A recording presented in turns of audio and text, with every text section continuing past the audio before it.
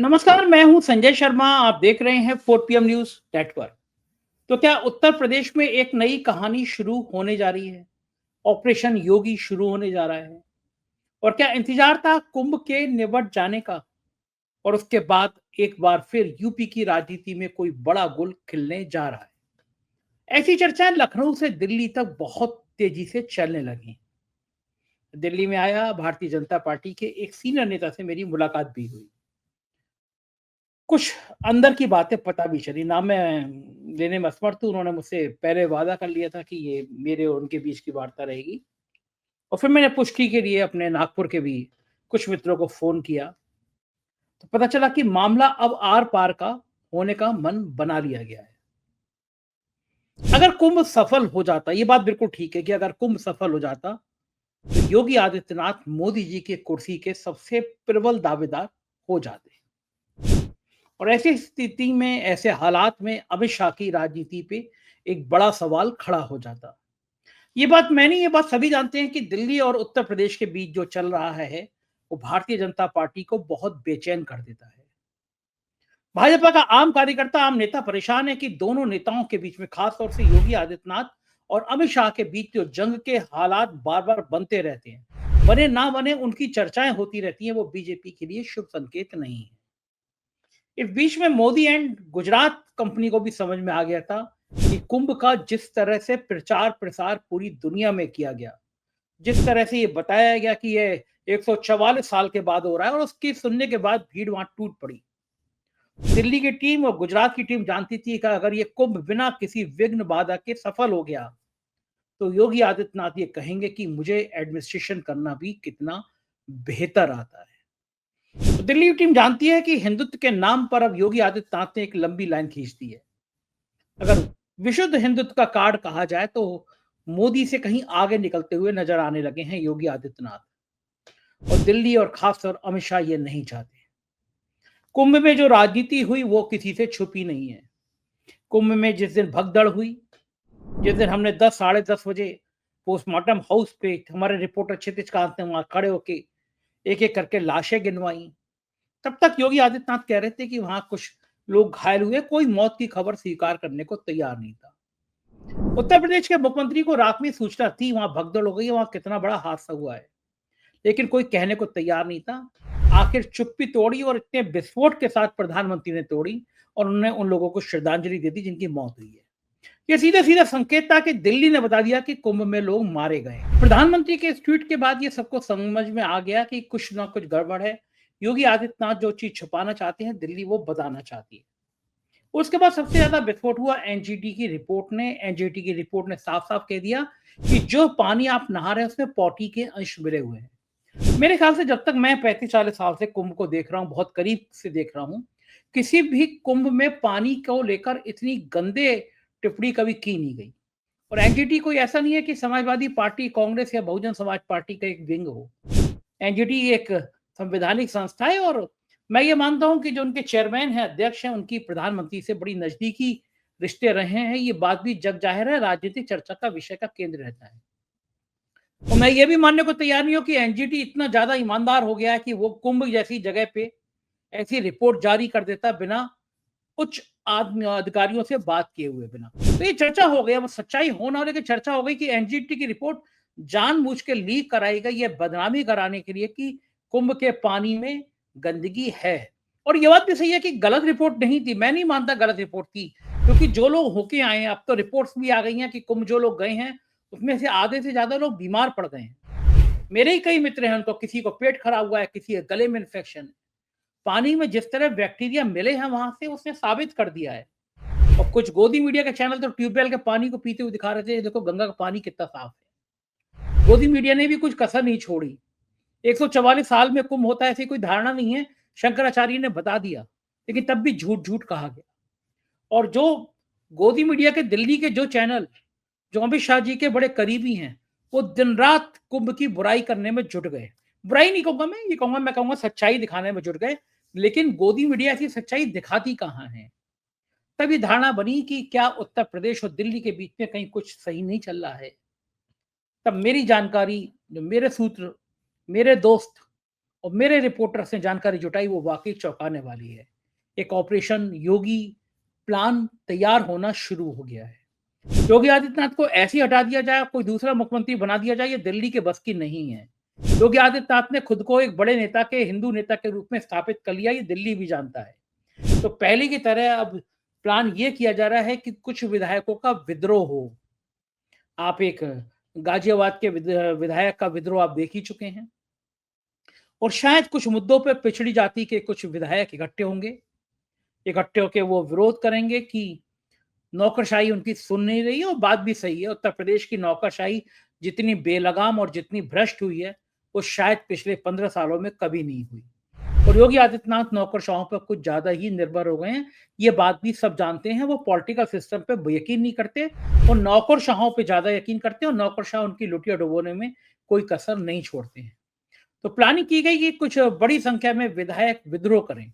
ये कहें हमारी बात सुनी नहीं जा रही है, पार्टी की बदनामी हो रही है। इस तरह का माहौल क्रिएट किया जाए और योगी आदित्यनाथ से कहा जाए कि भैया अब अपने विधायकों को मैनेज करिए, विधायकों को समझाइए। और ये बात सब जानते हैं कि योगी आदित्यनाथ के साथ विधायक नहीं है। अगर हाथ खड़ा करा दिया जाए या फिर गुप्त मतदान हो जाए जिससे पता ना चल रहा हो कि पर्ची किसके नाम की खुली है, तो शायद योगी आदित्यनाथ अगले 1 घंटे बाद भी मुख्यमंत्री ना रह पाएँ, क्योंकि विधायकों का बहुत बड़ा धड़ा उनको पसंद नहीं करता है। इसी ऑपरेशन योगी के तहत केशव मौर्य और ब्रजेश पाठक को हिदायत दी गई कि वो योगी के खिलाफ कोई माहौल ना बनाएं, बल्कि योगी के आसपास दिखाई दें। ये मैसेज आया कि दोनों डिप्टी सीएम और सीएम के बीच बड़ा बढ़िया तालमेल हो गया है। अब कहीं कोई मतभेद नहीं है, कहीं कोई टकराव नहीं है। इससे ये ना हो कि अगर पार्टी के विधायक विद्रोह करें, तो इन दोनों डिप्टी सीएम का नाम सामने आ जाए कि ये पीछे से पर्दे के पीछे से कुछ चिंगारी भड़का रहे थे। तो इस ऑपरेशन योगी में बहुत सारी चीजें जोड़ी गई हैं। कुछ शिकायतें प्रधानमंत्री कार्यालय में कराई गई हैं, जिसमें कहा गया है कि कुंभ में भारी संख्या में भ्रष्टाचार हुआ है और पिछले कुंभ में भी भ्रष्टाचार हुआ था, ये बात जग जाहिर है। कि पिछले कुंभ की जो कैग रिपोर्ट आई थी उसमें साफ साफ था कि वहां पे सैकड़ों करोड़ का भ्रष्टाचार हुआ। और योगी आदित्यनाथ के ऊपर यह भी सवाल उठा कि जो कुंभ का मेला अधिकारी पिछली बार भ्रष्टाचार में शामिल था, उसी को इस बार कुंभ का मेला अधिकारी क्यों बना दिया गया। जो डीआईजी चरित्रहीनता के आरोप में निलंबित हुए थे, खुद मुख्यमंत्री ने कहा था कि कितना घिनौना वीडियो है जो देखा मैंने, उस अधिकारी को डीआईजी मेला बना दिया गया। ऐसे तमाम सवाल हैं जो खड़े हुए हैं। तो ये राजनीति उत्तर प्रदेश की अब कुछ दिनों बाद और तेज होगी। यूपी के नौकरशाही के खिलाफ एक बड़ा विधायकों का वर्ग बगावत करने के मूड में है। पिछले दिनों एक जिले के विधायक मिले थे, आके मुख्यमंत्री से वहां के एसपी की शिकायत की। अगर ये योगी पार्ट 1 होता तो योगी आदित्यनाथ कभी एसपी को नहीं हटाते, लेकिन योगी आदित्यनाथ ने एसपी को हटा दिया। वो चाहते नहीं है कि वो अपनी तरफ से कोई मैसेज ऐसा दें, वो कोई अपनी तरफ से ऐसी रणनीति बनाए जिससे विधायक एकजुट होकर उनके खिलाफ माहौल बना सके। योगी आदित्यनाथ के जीवन की भी ये बड़ी परीक्षा की घड़ी है। कुंभ में जितनी ब्रांडिंग गोदी मीडिया कर सकता था, उससे कहीं ज्यादा खराब सोशल मीडिया की तस्वीरों ने बता दिया। कुंभ जितने लोग गए हैं, आप उनमें से बातचीत करेंगे तो सब वहां की व्यवस्थाओं से दुखी थे। इतना खराब अव्यवस्थित कुंभ शायद पहले कभी नहीं हुआ होगा। कुंभ के नाम पर अराजकता मचाई गई। और आप सोचिए ना, आप वीआईपी हैं, आप फिल्म स्टार हैं, एक नंदी साहब हैं, मिनिस्टर हैं वहां के। नंदी जी को काम व्यवस्थाएं देखना था, वो एक से एक बड़ी ग्लैमरस हीरोइन आ रही थी, नंदी जी उनको घुमाने में लगे हुए थे। महामंडलेश्वर अमित शाह के ऊपर जल चढ़ाने में लगे हुए थे। महामंडलेश्वर अंबानी की डुबकी लगाने में बिजी थे। और जो आम आदमी था, वीआईपी आता था, फिल्म स्टार आते थे, हेलीकॉप्टर से आते थे, वीआईपी घाट की तरफ चले जाते थे, गाड़ी चली जाती थी।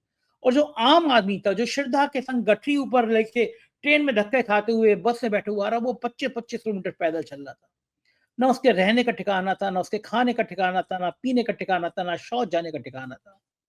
गंदगी का आलम यह था कि तस्वीरें लगातार वायरल हो रही थी। लेकिन मैं ये बिल्कुल नहीं कह रहा कि कुंभ में कोई अच्छी बात नहीं हुई होगी, बिल्कुल हुई होगी, इतने लोग आए हैं तो अच्छी बात हुई होगी। लेकिन जरा इस राजनीति के इतर ये भी देखिए कि कुंभ में इतनी अराजकता हुई तो हुई कैसे। जब सरकार मान रही थी 100 करोड़ लगाएंगे तो पहले व्यवस्था की जानी चाहिए थी। और अब शायद यही कुंभ योगी आदित्यनाथ के जीवन की सबसे बड़ी परेशानी बनने जा रहा है। मोदी सरकार की जो टीम है, मोदी जी के जो करीबी लोग हैं, उनसे करीबी लोग चर्चा कर रहे हैं कि कोई ना कोई ऑपरेशन यूपी अब बहुत जल्दी शुरू होगा। यूपी का अगर सीएम हटते हैं तो अगला सीएम कौन होगा, इसको भी लेकर तरह तरह के कयासबाजी शुरू है, क्योंकि सब जानते हैं कि अगर डेढ़ 2 साल बाद जो चुनाव है उत्तर प्रदेश का, योगी आदित्यनाथ के चेहरे पे लड़ने से फ़ायदे और नुकसान दोनों हैं। फ़ायदा ये है योगी आदित्यनाथ के चेहरे पे लड़ने से कि वो हिंदुत्व के बड़ा ब्रांड हैं, बड़े नायक हैं, अगर वो फेस होंगे तो हिंदू वोट बहुत बड़े संख्या में मिल जाएँगे। लेकिन इसके इधर जो योगी का विरोधी खेमा है वो कहता है कि हिंदुत्व के नाम पर चाहे संजय शर्मा को खड़ा कर दो या राकेश को खड़ा कर दो, किसी भी एक्स वाई जेड को कर दो, बीजेपी का जो हिंदुत्व वोट है वो बीजेपी को मिलेगा ही मिलेगा। वो योगी आदित्यनाथ के कहने से आधा 1% बढ़ सकता है, लेकिन इतना बढ़ जाएगा कि योगी आदित्यनाथ के नाम पर ही पड़ेगा, ये कहना गलत है।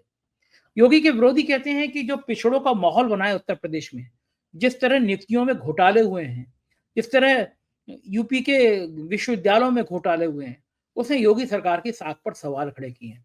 ये माना गया है कि पिछड़ों और दलितों की बहुत बड़ी संख्या में उपेक्षा हुई है और पिछड़े और दलित नाराज भी हैं कि योगी आदित्यनाथ ठाकुर चेहरा है और ठाकुर चेहरे होने के बाद वो आम लोगों के दर्द, पिछड़ों दलितों का दर्द समझ नहीं पा रहे हैं। भाजपा के जो आंतरिक सर्वे हुए हैं, बताया जाता है उसमें भी बात खबर आई है कि अगर योगी आदित्यनाथ चेहरा होंगे अगले चुनाव में तो पिछड़े और दलित वोट का एक बड़ा हिस्सा खिसक सकता है। लोकसभा चुनाव में योगी सरकार की हार, करारी हार हम सबने देखी थी। दिल्ली चिंता में है क्योंकि दिल्ली को लगता है कि योगी आदित्यनाथ एक ऐसा शेर बन गए हैं जिसकी सवारी करना बड़ा खतरनाक है। जब शेर पर बैठे थे तो बहुत बड़ा मजा आ रहा था, लेकिन अब शेर को उतरेंगे तो डर है कि शेर उनको खा ना जाए। योगी आदित्यनाथ का पिछला दौर भी ऐसा रहा है, वो भाजपा से भी बगावत करके कई बार चुनाव लड़ चुके हैं। तो क्या उत्तर प्रदेश में कोई एक बड़ा फेरबदल होगा? और होगा तो शायद अगले 1 या 2 महीने के अंदर ही इसकी सुबगाहट तेज जाएगी और जो भी फैसला लेना होगा शायद वो अप्रैल तक फैसला ले लिया जाएगा। इस बीच में उत्तर प्रदेश के आर्थिक हालात भी खराब हैं, हर व्यक्ति पर कर्जा बढ़ता जा रहा है। आर्थिक हालात यहाँ के खराब है, आर्थिक हालात तो पूरे देश की खराब है। सोचिए कितना सालों का रिकॉर्ड टूट गया है। शेयर मार्केट इतना नीचे कभी नहीं गिरा। 2.5 सालों का रिकॉर्ड टूट गया है, लाखों करोड़ रुपए डूब गए हैं। ये गोदी मीडिया जो आपको बहुत सुनहरे सपने दिखा रहा था, उसकी असलियत सामने आ गई है। इस बीच में राजनीति ये तेजी से हो रही है और इस राजनीति के क्या परिणाम होंगे, आने वाले दिनों में ये साफ हो जाएँगे। मैं आपको बताता रहूँगा। आप देखते रहिए 4PM न्यूज़ नेटवर्क। आप चैनल को सब्सक्राइब करना और जॉइन करना ना भूलें। अपने प्यार भरे कमेंट से मुझे बताइएगा ज़रूर कैसा लगा आपको ये वीडियो। शुक्रिया, थैंक यू।